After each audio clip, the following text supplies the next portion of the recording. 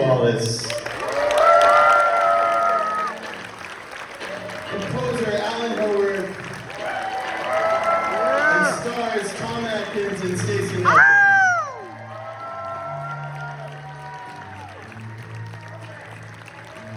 Oh yeah, buddy.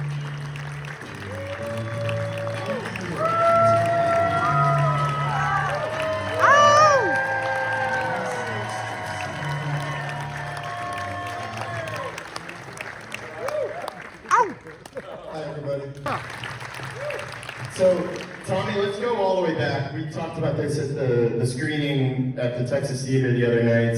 I know many of you folks were here, but, you know, this concept of, hey, we created the most successful independent film of all time of Halloween.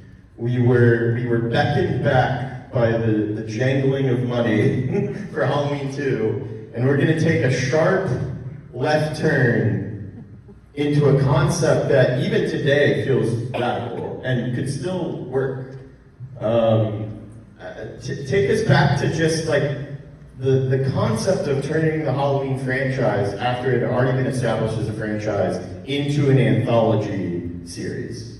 Well, first of all, howdy everybody.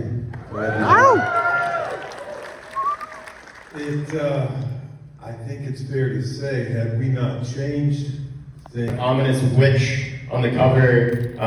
Where did that? I've heard several different kind of elements of the lore, that it came from George Romero's second film, Season of the Witch. Obviously, there's maybe a nod to the 60s song, Season of the Witch. Where did it come from? Neither of those things.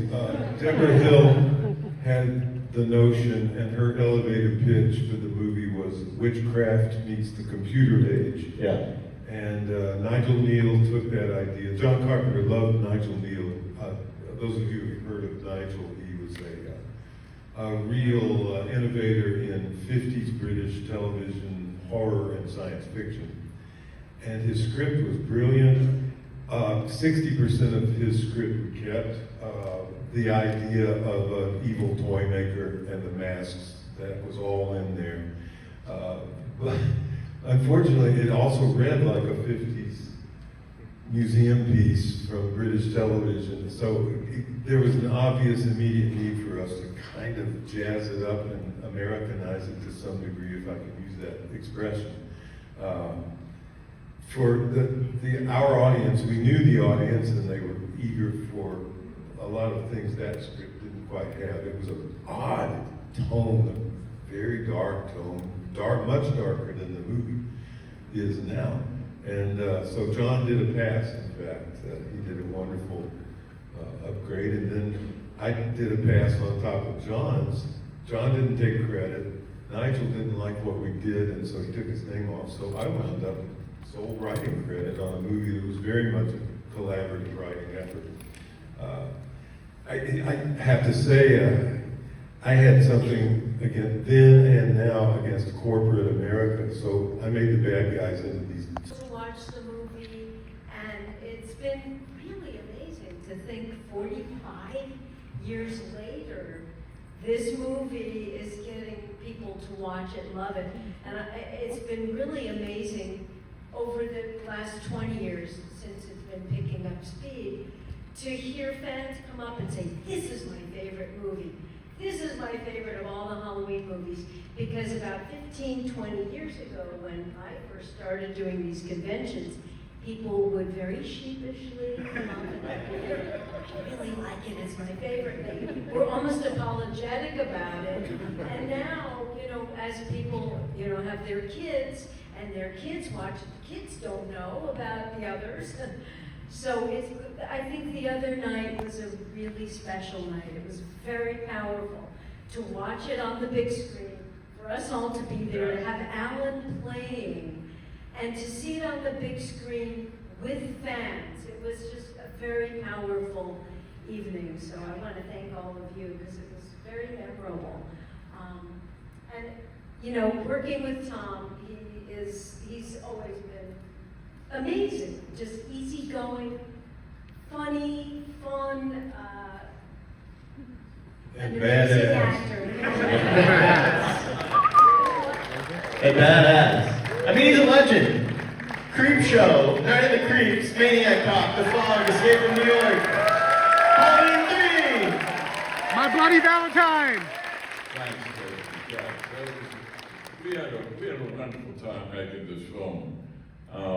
Bouncing around LA and the environs, and up in Lolita. Is that the name of the town? Yeah.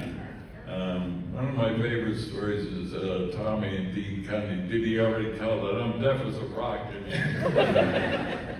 Dean Cundy, the Dean of Darkness, the lighting cinematographer. Tom and Dean went up, flew up to Eureka and rented a car and started driving down the coast, California. And Lolita was the first town they came to. And they're looking for a location to shoot Halloween 3. And they start driving through the town, and Tommy said, "Oh my God, look at that big factory. That's, oh man, that'd be great, perfect for the where the guy is doing all of his magic Halloween 3 shit." and then there was a motel, and there was every possible thing that he wanted to shoot was right there in Lolita. But the best was when they got to the end of the town, Tommy or Dee, I think Tommy said to Dee, "Did you feel like you were being watched while you were driving through the..." And Dean said, I did. This is where we're shooting the movie. Now, since we were talking about music earlier, my wife is always bitching at me because I don't know all the words to any song. Yeah. So this is one song. I'm going to do a piece of it for you. Tommy has heard this before. It's a Randy Newman song. And I love the song. I worked at Williamstown Summer Theater for 10 summers.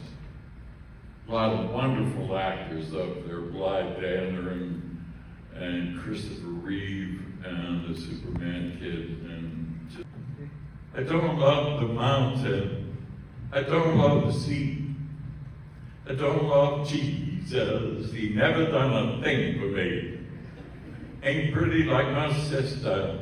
Smart like my dad. A good like my mama. It's the money that I like. It's the money that I love. Got a half pound of cocaine, a 16-year-old girl, a great big long limousine, a hot September night. Now that may not be love, but it feels alright. Say one, boom, boom, two, boom. It's the money that I love. I had a great time.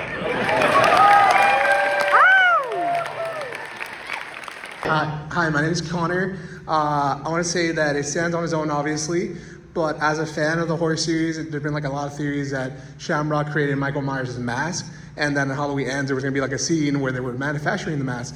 So my question is to the OG doctor himself, if you were to somehow be in the same universe as Michael Myers, would you take him on? Would you be like, now, as today, be like, let's go, Michael. Loomis is gone, but I'm your next protagonist. Would you fight Michael Myers? Was that what? Would you fight Michael Myers? I haven't taken on Michael Myers. Michael Myers, was never intended to be in Halloween 3. But a lot of people were upset about the fact that he wasn't in Halloween 3. And we come up to the table at these kind of things and say, what the hell's the matter with you people? Where was Michael Myers? And Tommy said that should be a subtitle of the book he wrote. And this is not to offend any Mexicans or Latinos. There was a wonderful Mexican actor in the treasurer of Sierra Madre, who was asked to show his badge because he said he was a law enforcement. And he said, "Oh, please don't take offense at this," but he said, "Badges? I ain't got to show you no stinking badges." Michael Myers, I ain't got to show you no stinking Michael Myers. Thank you for taking Michael Myers. Thank you very much. There we go.